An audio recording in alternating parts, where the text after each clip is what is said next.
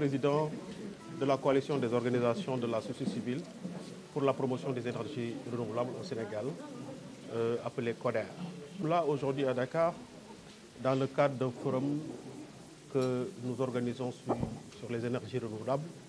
Et d'emblée, il faut dire que ce forum regroupe des coalitions de différents pays qui travaillent sur cette même question. Nous avons retenu de nous retrouver ici, d'abord dans le sens de partager des bonnes pratiques. Comme vous le savez, c'est toutes des coalitions de la société civile qui travaillent énormément dans les pays respectifs sur les questions d'énergie renouvelable, mais parfois les pratiques sont différentes, même si le seul objectif, c'est justement la promotion des énergies renouvelables. Donc cette rencontre, d'abord, permet tout simplement ce partage de bonnes pratiques, mais ensuite le renforcement des synergies. Parce que nous sommes une organisation de la société civile africaine.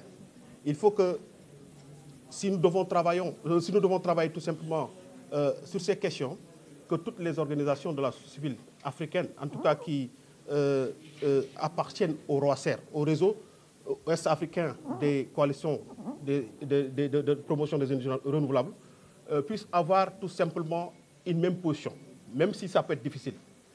Mais justement, il est possible. C'est pourquoi nous avons estimé qu'il était nécessaire de se retrouver à Dakar, d'abord pour discuter.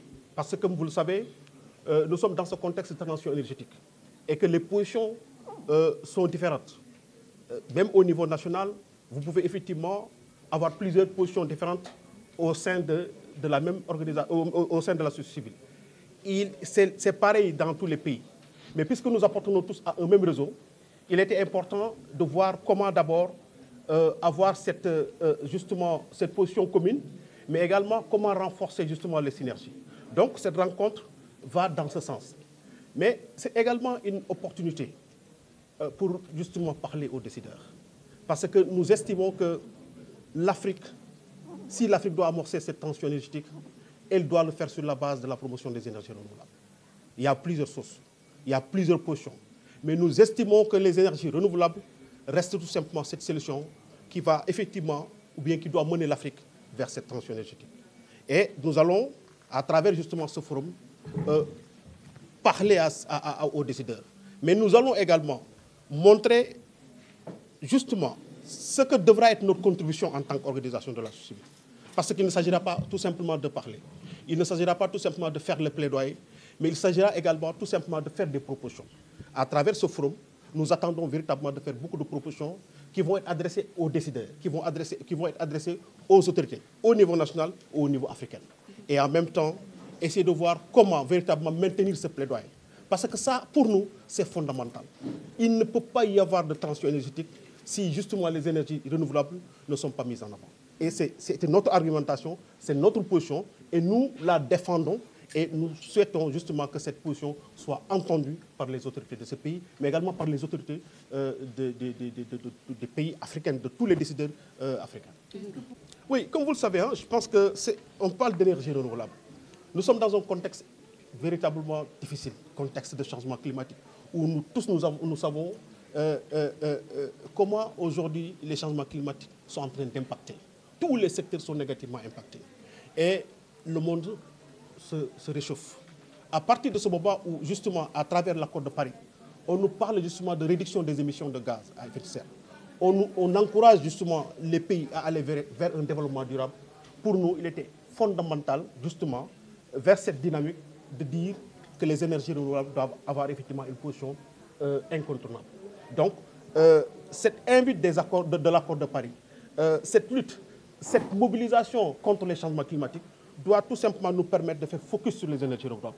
Pour nous, c'est une des solutions. Si nous voulons véritablement combattre le réchauffement climatique et si nous voulons véritablement aller vers un développement durable, les énergies renouvelables restent la clé. C'est pourquoi, justement, la société civile africaine s'est réunie à travers, justement, ROACER, le réseau ouest-africain des coalitions pour la promotion des énergies renouvelables, s'est mobilisé pour dire que le cap doit être justement donné vers les énergies renouvelables. Est-ce que je pourrais répondre à cette question? Parce que tout ce que je veux dire quand on parle d'énergie renouvelable, comme son nom l'indique, c'est des énergies qui sont renouvelables. Prenez par exemple l'Afrique a toutes les potentialités. Il y a le soleil, nous avons l'eau, nous avons vraiment le vent. Tout ça, c'est des sources d'énergie qui sont là, qui sont à notre portée, qui est à la portée de l'Afrique. C'est des potentialités justement que l'Afrique effectivement dispose et que l'Afrique pourrait effectivement servir pour véritablement amorcer justement sa transition énergétique.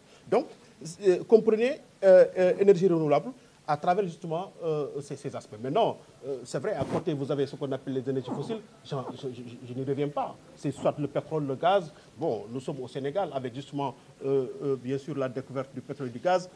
Vous comprenez le débat, vous connaissez mieux que moi en tant que journaliste le débat qui se pose. Mais dans tout ça, nous sommes pour les énergies renouvelables. Et nous insistons, toute transition énergétique qui doit se faire doit se reposer uniquement sur les énergies renouvelables. Vous savez, toute cette prévision, dépend de la volonté politique. Vous savez, nous estimons qu'on peut aller plus de 40%. Si vraiment il y a une réelle volonté politique. S'il y a une réelle volonté politique, justement, il est même possible de dépasser ce taux de 40%. Et alors, donc, pour nous, c'est bien possible. C'est bien possible d'aller vers 40%, même d'aller au-delà de 40%, pourvu que toutes les dispositions soient prises. Il faut que les efforts qui ont été, il faut le dire, le Sénégal, à un moment donné, a véritablement fait beaucoup d'efforts dans le mix énergétique. À travers la construction de centrales solaires, nous avons effectivement la centrale éolienne de Taïba Ndiaye, nous avons d'autres centrales. Et ça a été véritablement une volonté politique qui a été affichée. Si tous les États effectivement marquent cette même volonté et renforcent cette volonté, nous estimons que ce taux de 40%, véritablement, ce pourcentage de 40% peut être non seulement dépassé, mais véritablement dans un délai très court.